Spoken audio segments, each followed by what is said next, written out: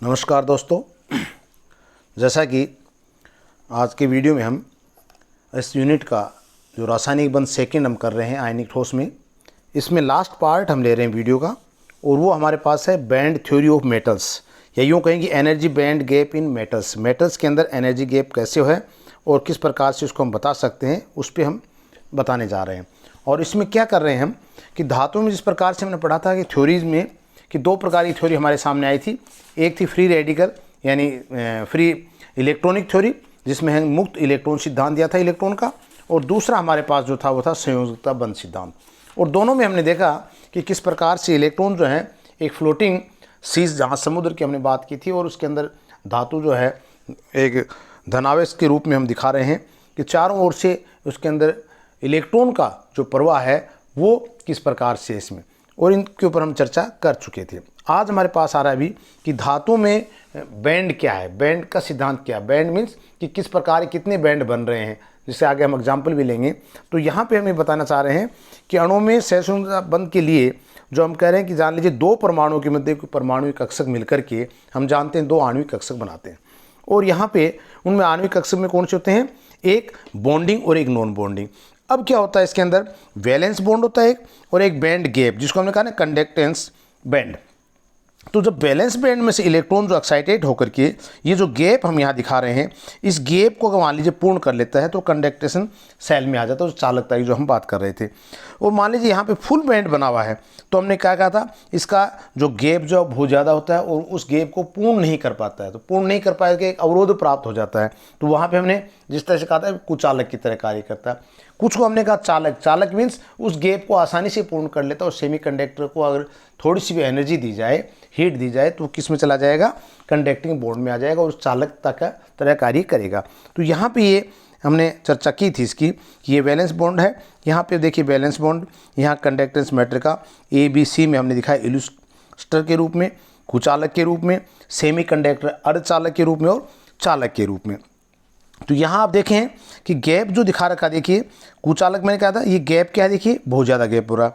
यहाँ पे गैप देखिए कम है, ठीक है। और यहाँ पे भी हमने कहा सेमीकंडक्टर से जब कंडक्टर में, और कंडक्टर के अंदर गैप जो बिल्कुल ही कम हो जाता है। तो इसका मतलब जो आसानी से अपने इलेक्ट्रॉन को खाली कक्षकों में प्रवाहित कर सके, तो इलेक्ट्रॉन का मोबाइल कैसे बन सके, कैसे चलायमान बन सके, इसके ऊपर हम यहाँ पे चर्चा कर रहे हैं। और यही कंडीशन हमें तीनों चीज़ों में बताई है कि कंडक्शन बैंड क्या है, वैलेंस बैंड क्या है और फील्ड बैंड क्या है। यानी फील्ड बैंड मीन्स जो पूर्ण भरा हुआ बैंड हमारे पास है। जैसे फॉर एग्जांपल लिथियम का हम लेंगे, लिथियम फर्स्ट क्या है 1s2, इट मीन्स जो 1s कक्षक है वो पूर्ण भरा हुआ है। उसके बाद आता है 2s और 2p, जिनकी एनर्जी लगभग समान है, यानी 2s से इलेक्ट्रॉन एक्साइटेड होकर के 2p में जा सकता है। तो उनको हम कहेंगे वैलेंस बैंड से कंडक्शन बैंड के अंदर इलेक्ट्रॉन का जाना। और वहाँ निर्भर करेगा कि उस एनर्जी गैप को पूर्ण कर पा रहा है नहीं। अगर वो पूर्ण कर लेता है इसका मतलब चालक है, नहीं कर पा रहा है, एनर्जी गैप ज़्यादा है, इसका मतलब वो अचालक के रूप में काम है, कुचालक के रूप में कार्य करेगा। अब देखिए आ गया था band theory of the metals, यानी एक सहसंयोजक बंध के लिए दो परमाणुओं के परमाणु कक्षक मिलकर के दो आणविक कक्षक बनाते हैं। एक कौन सा, एंटी बॉन्डिंग, दूसरा कौन सा है, बॉन्डिंग का। यहाँ पे दिखाया हमने, एक ये बॉन्डिंग का बन रहा है, ये बॉन्डिंग का बन रहा है, ये एंटी बॉन्डिंग। कब, जब टू एटम्स ऑर्बिटल्स जो है वो संयोजन करते हैं तो क्या बनाते हैं, दो आणविक अणु बनाते हैं। बॉन्डिंग ऑफ द बॉन्डिंग और एंटी बॉन्डिंग के मॉलिक्यूल बनाते हैं, जो मिलकर ये दो आणविक कक्षक बनाते हैं। इसी प्रकार से मान लीजिए 3 एटॉमिक ऑर्बिट्स हमारे पास हैं, तो क्या बनाएंगे, उतनी ही संख्या में, क्योंकि ये संकरण में हम पहले पढ़ चुके हैं, उतनी संख्या में आणविक कक्षक का निर्माण करेंगे। तो यहाँ पे 3 प्रकार के आणविक कक्षक का ये निर्माण करेंगे, जिसके अंदर कह सकते हैं हम बंदी अणु कक्षक, अबंदी अणु कक्षक और विपरीत बंदी अणु कक्षक, यानी बॉन्डिंग, नॉन बॉन्डिंग और एंटी बॉन्डिंग। तो यहाँ पे 3 एटॉमिक यानी 3 परमाणु कक्षक जो है वो संयोग करके 3 प्रकार के आणविक कक्षक का निर्माण करते हैं। अब देखिए इसके अंदर नीचे एन एटॉमिक ऑर्बिटल्स का दिखाया, यानी एन अगर एटॉमिक ऑर्बिट मिल रहे हैं तो एन ही क्या बनाएंगे हमारे पास, परमाणु ऑर्बिट बनाएंगे। तो पास पास स्थित होने के कारण क्या होते हैं, एन अणु कक्षक जिनमें एन ही इलेक्ट्रॉन है, अतः ये आधे भरे हुए हैं, क्योंकि इनकी भराव क्षमता 2n इलेक्ट्रॉन की है। तो ये स्थिति हम यहाँ पे दिखा रहे हैं कि पास पास स्थित अनेक एन अणु कक्षक हैं जिनमें एन ही इलेक्ट्रॉन है। तो ये क्या है, आधे भरे हुए हैं, क्योंकि इनके अंदर भराव क्षमता कितनी है, 2n की होती है। तो यहाँ पे हम कहते हैं एन सेंट्रिक टाइप की भी ये हम बात करें, एक सामान्य अगर हम बात करें तो एक धात्विक क्रिस्टल के अंदर लगभग 10⁻23 के करीब परमाणु होते हैं। अब आप देख सकते हैं किसी क्रिस्टल की जब हम बात करते हैं तो इनके परमाणु कक्षक मिलकर के क्या होते हैं, 10⁻23 आणविक कक्षक बनाएंगे। और इतनी अधिक आणविक कक्षक एक दूसरे के इतने अधिक समीप हो जाते हैं कि इस प्रकार से पट्टी या बैंड का निर्माण कर लेते हैं, जिसको हमने बैंड का नाम दिया। इसी के सिद्धांत का नाम क्या पड़ा, बैंड थ्योरी पड़ा। तो सीधा सा है कि इतने आणविक कक्षक हमारे परमाणु कक्षक हैं, इतने मिलकर के आणविक कक्षक बनाएंगे। और एक सामान्य क्रिस्टल में जब हम कह रहे हैं 10⁻23 के करीब हैं, तो इतनी अधिक संख्या में होने के कारण क्या है, एक पट्टी के रूप में हमें नजर आएंगे। और इस पट्टियों को हमने क्या कहा, ये बैंड बन जाते हैं या बैंड थ्योरी इसका नाम दिया। ये अणु कक्षक क्या हो जाते हैं, डीलोकलाइज्ड यानी विस्थानीकृत होते हैं, अर्थात पूरे क्रिस्टल को घेरे हुए रहते हैं। तो जैसे मैंने कहा बैंड थ्योरी में अणु कक्षक विस्थानीकृत होते हैं यानी डीलोकलाइज्ड होते हैं। अब देखिए हमने एक एग्जाम्पल लिया यहाँ पे किसका, लिथियम का। लिथियम में क्या है 1s2, लिथियम में क्या हमारे पास 1s2 2s1 और 2p0 यानी 2s और 2p। मैंने कहा 2s या 2p की हम बात करें तो ये दोनों की एनर्जी क्या है, लगभग समान ऊर्जा आती है। तो समान ऊर्जा होने के कारण 2s इलेक्ट्रॉन 2p में आराम से विचरण कर सकता है। ये लिथियम क्रिस्टल की बात थी। तो यहाँ अगर हम लिथियम की बात कर रहे हैं तो बात कर रहे हैं कि हम कितने प्रकार के बैंड हमें प्राप्त कर सकते हैं। तो एक एग्जांपल से हम यहाँ इस चीज़ को ले रहे हैं लिथियम से। तो 1s बैंड यानी 1s कक्षक के अंदर कितने इलेक्ट्रॉन हैं, पूर्ण भरा हुआ है या खाली है या अर्धपूरित है। तो 1s में आप देखते हैं यानी 1s कक्षक में परमाणु कक्षक तो n है, तो n ऊर्जा स्तर की एक पट्टी बना लेंगे और उसमें क्या करेंगे, वो पूर्ण रूप से भरी होगी, क्योंकि 1s2 होता है लिथियम का परमाणु कक्षक। जो पहला हम बात कर रहे हैं क्या है, 1s2 है। तो 1s2 के अंदर जब हम देखते हैं कि ये पूर्ण रूप से भरा हुआ है तो क्या करेगा कि 1s बैंड के अंदर 2 हैं, दोनों कक्षक भरे हुए हैं। तो इलेक्ट्रॉन की संख्या कितनी है, 2 × n = 2n। तो यहाँ पे बात हम करते हैं कि 1s कक्षक से पूर्ण भरा हुआ और इसी 1s बैंड में उपस्थित इलेक्ट्रॉन की कुल संख्या क्या हो जाएगी, 2 × n कक्षक तो 2n, क्योंकि एक अंदर का कक्षक है ना। तो अतः ये क्या होगा, बाह्य संयोजकता कक्ष द्वारा ये ढक लिया जाता है। इसके बाहर आएगा 2s फिर 2p, तो ये इनर मोस्ट ऑर्बिट हो गया 1s। और बंधन में इसका कोई भी विशेष योगदान नहीं होता, क्योंकि बॉन्ड कौन बनाएगा, जो सबसे बाहर का कक्षक होगा, जो बाहर के कक्षक में इलेक्ट्रॉन होंगे वही तो बंध में भाग लेंगे। तो ये अंदर का इसलिए कोई बंध में भाग नहीं लेगा। और इस पट्टी को हम क्या कर देंगे, नॉन कंडक्टिंग बैंड अर्थात अचालक पट्टी, जो हमने शुरू में बताई थी ना आपको, ये क्या हो जाएगी, अचालक पट्टी की तरह हमारे यहाँ पे कार्य करेगा। ये चीज़ आ जाएगी यहाँ पे insulator and non conducting bond की तरह कार्य यहाँ पे करेगा, कंडक्टिंग बॉन्ड। दूसरा हमारे पास आता है 2s बैंड। अब 2s बैंड में क्या आपके पास देखिए, 2s के अंदर जब यानी 1s2 2s1, इसका मतलब 2s में एक इलेक्ट्रॉन है। तो ये संयोजकता पट्टी जो वैलेंस बॉन्ड कहलाती है, क्योंकि 2s कक्षक में संयोजकता कक्ष में वह 2s इलेक्ट्रॉन संयोजकता इलेक्ट्रॉन है, जो कि लिथियम के n परमाणु के 2ns कक्षक मिलकर के संयोजकता पट्टी का निर्माण करते हैं यहाँ पे। और ये पट्टी क्या कार्य कर रही है यहाँ पे, इस पट्टी में अगर हम देखेंगे तो पाएंगे कि n ऊर्जा स्तर के n इलेक्ट्रॉन विद्यमान है, क्योंकि प्रत्येक 2s कक्षक में केवल एक इलेक्ट्रॉन ही है। तो 1:n = कितना है, n, जबकि इसकी भराव क्षमता कितनी होती है, 2n की s में, तो इसका मतलब आधा भरा हुआ है। तो इस पट्टी के अंदर ये पट्टी आधी भरी हुई है। इस पट्टी का ऊपरी आधा भाग क्या होगा, रिक्त होगा, नीचे का आधा भाग जो वो भरा हुआ होगा। तो किंतु इस ऊपर व नीचे के आधे भाग में ऊर्जा का अंतर जो है इतना कम होता है, यानी ऊर्जा गैप जो है वो इतना कम होता है। क्या होता है कि इसमें आसानी से सामान्य ताप पाकर के भी इलेक्ट्रॉन जो है एक्साइटेड होकर के इस पट्टी को अंदर ये कहाँ जाएगा, इसके अंदर प्रवेश कर जाएगा, ऊपर खाली पट्टी में। इसका में इलेक्ट्रॉन आदि खाली था, उस कक्षक के अंदर इलेक्ट्रॉन चला जाएगा। और ये क्या कार्य करेगा, यहाँ पे ये इलेक्ट्रॉन ऊपरी पट्टी में जा सकता है। अतः इस पूरी पट्टी को चालक पट्टी या कंडक्शन बैंड के नाम से हम जानते हैं। ये कंडक्शन बैंड कहलाती है। ये नीचे वाला क्या था, पूर्ण भरा हुआ था। यहाँ ये रुकावट बता दिया मैंने, फॉरबिडन, क्योंकि यहाँ से इलेक्ट्रॉन जो है इसको इसके अंदर गैप में नहीं जा सकता। तो ये एरिया क्या कहलाएगा, फॉरबिडन एरिया कहलाएगा। अब आता है तीसरा हमारे पास, जिसकी हम बात कर रहे हैं 2p बैंड की। अब 2p बैंड तो चूंकि पूर्ण रूप से खाली है हमारे पास, तो इसके अंदर क्या हुआ, इलेक्ट्रॉन की भराव क्षमता में प्रत्येक लिथियम परमाणु के पास 3 2p कक्षक होते हैं।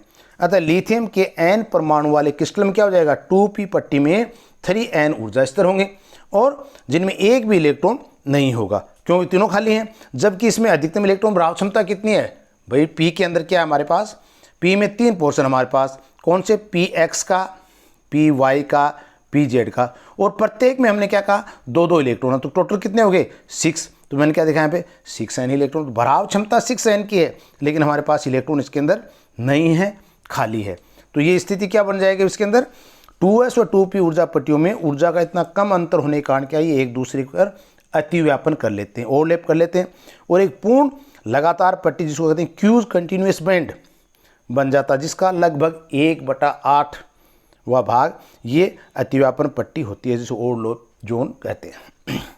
इस पूरी 2s और 2p पट्टी की कुल भराव क्षमता अगर हम देखें तो 2s के अंदर कितनी थी 2n, 2p में कितनी है 6, तो टोटल कितनी हो जाएगी 8n इलेक्ट्रॉन होंगे। ये पूरी पट्टी में इलेक्ट्रॉन घूम सकता है। तो ये भराव क्षमता तो 8 इलेक्ट्रॉन की थी। अब आपके पास कितने इलेक्ट्रॉन हैं, कितने खाली हैं, कितने भरे हुए हैं, तो वो भराव क्षमता के लिए सफिशिएंट स्थान है या नहीं है, ये आपकी जो आप कंपाउंड लेके चल रहे हैं उसके ऊपर निर्भर करता है।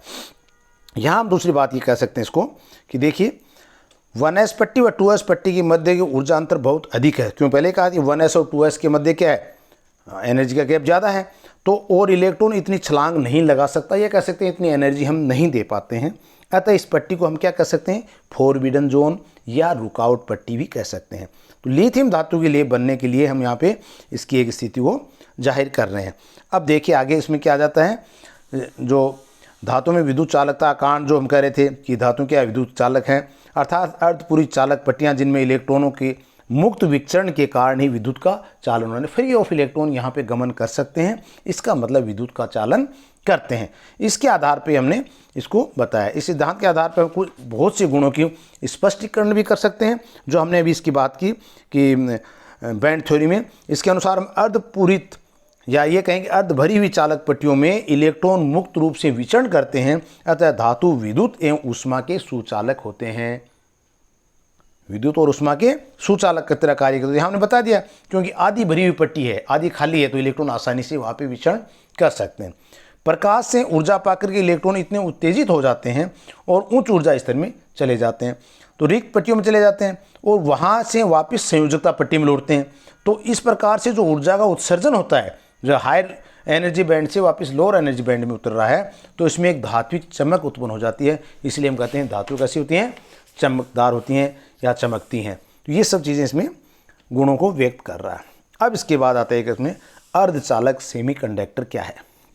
ये हम यहाँ भी डिस्कस कर चुके थे पहले कि अर्धचालक के रूप में यहाँ देखिए आपको चालक दिखा रहा है।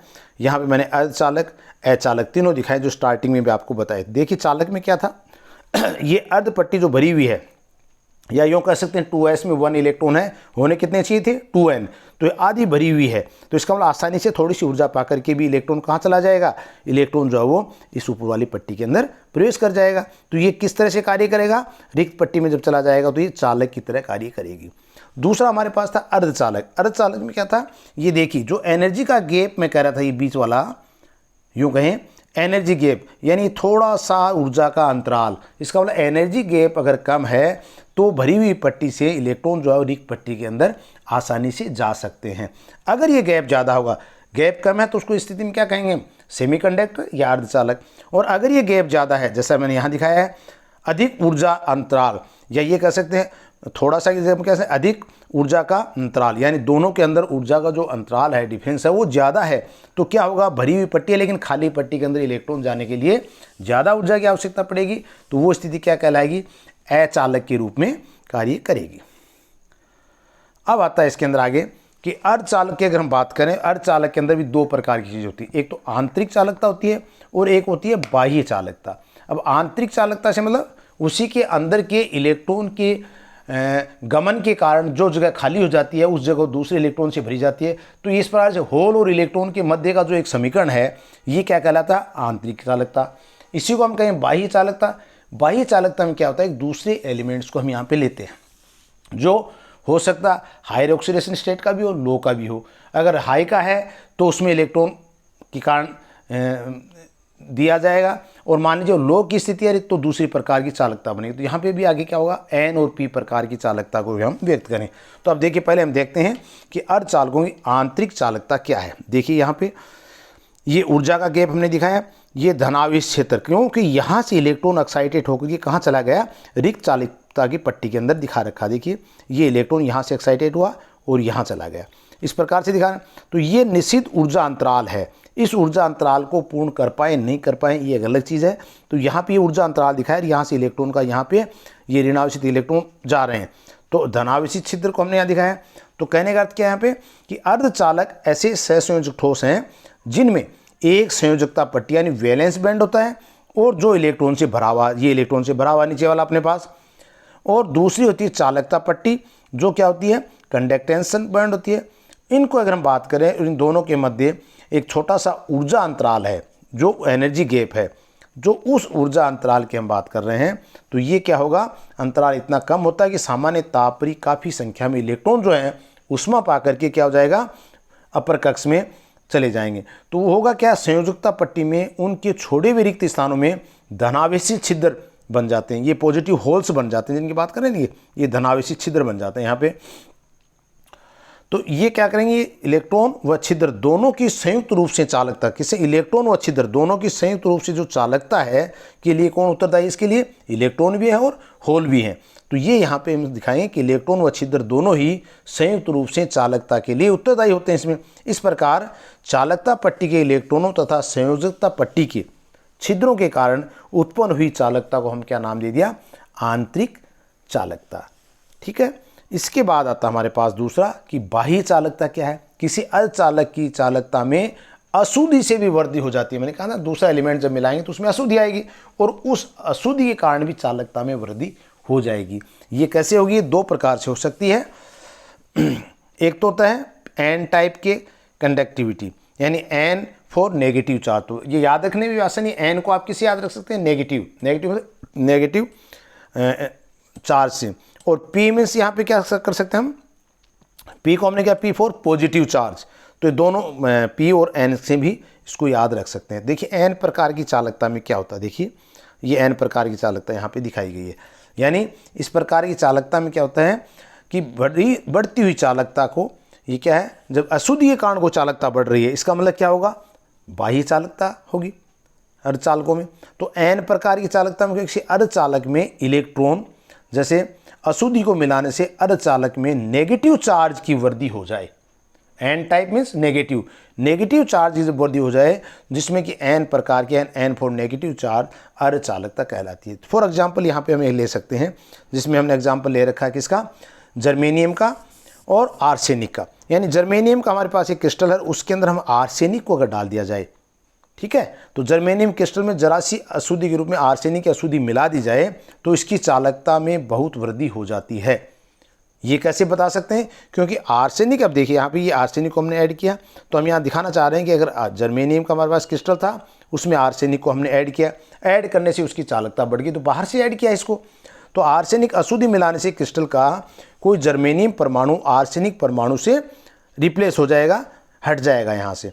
तो प्रत्येक जर्मेनियम परमाणु के पास हम जानते हैं कितने इलेक्ट्रॉन हैं, इसके पास 4 इलेक्ट्रॉन हैं प्रत्येक इसके जर्मेनियम के पास, ठीक है, 4 संयोजकता हैं। जबकि आर्सेनिक के पास कितनी है, यहाँ पे कितनी है, 4 संयोजकता हैं। आर्सेनिक के पास क्या है, 5 संयोजकता है हमारे पास। तो यहाँ पे जो एक संयोजकता का अंतर आ रहा है, वो अतिरिक्त इलेक्ट्रॉन थोड़ी सी ऊर्जा पाकर के उत्तेजित होकर के संयोजकता पट्टी से किस में चला जाएगा, चालकता पट्टी में चला जाए। इस प्रकार चालकता पट्टी के एकदम नीचे इलेक्ट्रॉन की एक पट्टी बन जाएगी, और ये पट्टी जो है हमें क्या बताएगी, इसकी आर्सेनिक परमाणु चूँकि इलेक्ट्रॉन देते हैं, अतः इसकी अशुद्धि का दूसरा नाम कह सकते हैं दाता, यानी डोनर इम्प्योरिटी। अशुद्धि को दाता अशुद्धि कहा जाता है। तो ये इस प्रकार से एन प्रकार की एक अशुद्धि जो बाह्य रूप से मिला करके, एक एग्जाम्पल हम आर्सेनिक और जर्मेनियम का एग्जाम्पल हम ले सकते हैं, और क्रिस्टल को हम यहाँ पे बता सकते हैं इसमें कि उसकी चालकता में वृद्धि कैसी होती है। दूसरा हम लेते हैं पी प्रकार, पी फॉर पॉजिटिव चार्ज, जिसको हम ग्राही अशुद्धि, इसका मतलब यहाँ पे इलेक्ट्रॉन ले रहा है, वहाँ पे इलेक्ट्रॉन दे रहा था।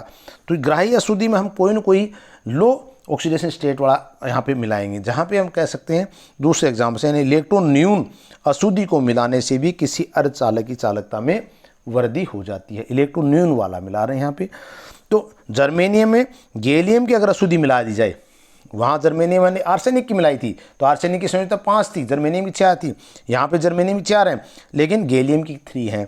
गैलियम की अगर अशुद्धि मिला दी जाए तो भी चालकता में वृद्धि हो जाती है। तो संयोजकता इलेक्ट्रॉन की संख्या 3 होती है गैलियम में। अतः जब ये 4 जर्मेनियम परमाणु से चतुष्फल के आकार से जुड़ता है तो संयोजकता पट्टी से एक इलेक्ट्रॉन ग्रहण कर लेता है और संयोजकता पट्टी में एक छिद्र होल बन जाता है, क्योंकि वो इलेक्ट्रॉन ग्रहण कर लेगा तो वहाँ से स्थान खाली हो गया, तो वहाँ पे होल बन जाएगा, छिद्र बन जाएगा। अतः इलेक्ट्रॉन बढ़ने से उस इलेक्ट्रॉन के स्थान पर एक दूसरा छिद्र बनता जाएगा। इस प्रकार से इसको हम दिखा सकते हैं। देखिए जर्मेनियम और गैलियम का, तो यहाँ पे धनावेश हमने दिखा, इसका एक छिद्र बन गया। ये क्या कर रहा है, गैलियम अशुद्धि कारण जर्मेनियम में उत्पन्न आवेश को शो कर रहे हैं। यहाँ पे एक पट्टी के रूप में भी इसको हम दिखा रहे हैं, चालकता पट्टी और संयोजकता पट्टी में, जिस प्रकार से आपको इसमें बताया कि एक होल के रूप में यहाँ पे कार्य हो रहा है और किस प्रकार से चालकता जो हो आगे बढ़ती जाती है। अब इसको अगर हम ले कि एक और पूछते हैं इसके अंदर साथ में आपके कि पी और एन टाइप का जंक्शन की हम बात करते हैं। यहाँ पे पूछ लेते हैं कई बार ये कि पी और एन टाइप जंक्शन क्या होता है। तो यहाँ पे आपको रखना पड़ेगा कि यदि किसी एन प्रकार की अर्धचालकता को एक पी प्रकार की अर्धचालकता के संपर्क में रखा जाए, जंक्शन है, तो ये क्या कहलाएगा, ये जंक्शन कहलाएगा, जिसके अनुसार इलेक्ट्रॉनों एवं छिद्रों की सांद्रता में परिवर्तन हो रहा है। इलेक्ट्रॉन और छिद्रों की सांद्रता में परिवर्तन होता है और इस जंक्शन पर आवेश की एक दोहरी डबल लेयर बन जाती है। ये इस प्रकार से आवेश की एक डबल लेयर बन जाएगी, जो आपको यहाँ दिखा रखा है, ये एक डबल लेयर के रूप में काम करेगा। एक डबल लेयर बन जाएगी जो इसको उपयोग के रूप में अगर हम देखें तो इसका देखिए रेक्टिफायर के रूप में काम में ले सकते हैं। दूसरा सोलर सेल के रूप में इसको काम ले सकते हैं, या अन्य कोई इलेक्ट्रॉनिक जो सामान है उसमें पीएन जंक्शन के नाम से आपने सुना उसमें, तो वहाँ भी इसको हम काम में ले सकते हैं। तो ये क्या है, एक छिद्र के रूप में यहाँ पे एक दोहरी परत जो डबल आयंस की बन जाती है, इसलिए इसको कहते हैं पीएन जंक्शन। तो यहाँ पे देखेंगे छिद्रों की संख्या, इलेक्ट्रॉन की सांद्रता, तो दोनों के अंदर एक कॉम्बिनेशन हम दिखा रहे हैं, पी टाइप का, ये एन टाइप का। यहाँ इलेक्ट्रॉन की सांद्रता है, यहाँ पे छिद्रों की सांद्रता है, क्योंकि पी में हमने कहा क्या बन रहे हैं, छिद्र बन रहे हैं, एन में क्या बन रहे थे, इलेक्ट्रॉन बन। तो दोनों की जो सांद्रता का कॉम्बिनेशन है, या ये कहेंगे दोनों का जो मिलन है, इनको हम क्या कहेंगे, पी एन जंक्शन पर इलेक्ट्रॉन एवं छिद्रों की संख्या की सांद्रता को हम क्या कहेंगे, जंक्शन या पी एन जंक्शन के नाम से इसको जान सकते हैं। तो इस प्रकार से हम बता सकते हैं इसके अंदर कि किस प्रकार से ये पट्टी जो बनती है और पट्टियों की सहायता से हम इलेक्ट्रॉन का एक पट्टी से दूसरी पट्टी में जाना और उसकी चालकता को शो करना, ये सब क्या कहलाते हैं, मेटेलिक बैंड या चालक बैंड के रूप में भी इसको नाम हम दे सकते हैं। तो इस प्रकार से धातुओं का बैंड सिद्धांत जो है वो कंप्लीट होता है, जिसके अंदर बैंड थ्योरी भी आ गई। तो ये आप अच्छी तरह से इसको तैयार करें। आपकी यूनिट आज कंप्लीट है। ये इसकी पीडीएफ मैं आपको पहले की वीडियो भेज चुका हूँ, इस वीडियो की पीडीएफ और वीडियो मैं आपको अभी सेंड कर रहा हूँ। तो इसको जितना हमने अभी करवा चुके हैं उसको आप तैयार करें, क्योंकि आपके कोर्स के अनुसार मैंने पहले भी आपको बताया था कि आपके अंदर एक तो एटॉमिक स्ट्रक्चर का था, जो मैं प्रारंभ में आपको वीडियो जारी कर चुका हूँ, उसकी 4-5। उसके बाद था दूसरी यूनिट में हमारे पास आवर्त सारणी का था, वो भी आपको पूर्व में जारी कर चुका। तीसरा हमारे पास केमिकल बॉन्डिंग का जो हम करेंगे फर्स्ट पार्ट, जिसमें कोवलेंट बॉन्ड थे। सेकेंड पार्ट जो हम अभी कर ही रहे हैं आयनिक सॉलिड, ये आपका कंप्लीट हो चुका है। इसमें एक थर्ड पार्ट जो स्टार्टिंग में कराया था, हो सकता है कुछ विद्यार्थियों ने ज्वाइन नहीं किया होगा, मैं पुनः इसको करवा दूँ आपको, जिसके अंदर हाइड्रोजन बॉन्ड है, हाइड्रोजन बॉन्ड के सिद्धांत हैं, इनके बारे में हम चर्चा करेंगे। एस और पी ब्लॉक आपका कंप्लीट रूप से आपके वीडियो जारी किए जा चुके हैं, इनर्ट गैस के किए जा चुके हैं। तो मैं नहीं समझता इसके अंदर आपका कोई पार्ट बचता है। शायद एक लास्ट का आपके इसमें देखना पड़ेगा, एक टॉपिक न्यूक्लियर केमिस्ट्री का आपके जोड़ा है सिलेबस में, तो वो है, तो वो मैं अपने इसको नहीं, इसमें एक आपके नया टॉपिक जुड़ा हुआ है केमिस्ट्री ऑफ द कुछ कंपाउंड्स की है, हाइब्राइड बोरोन डाइबोरेन या हायर बोरेंस। तो ये एक यूनिट अपने को शुरू करेंगे अब, किसमें नई चीज़। Thank you.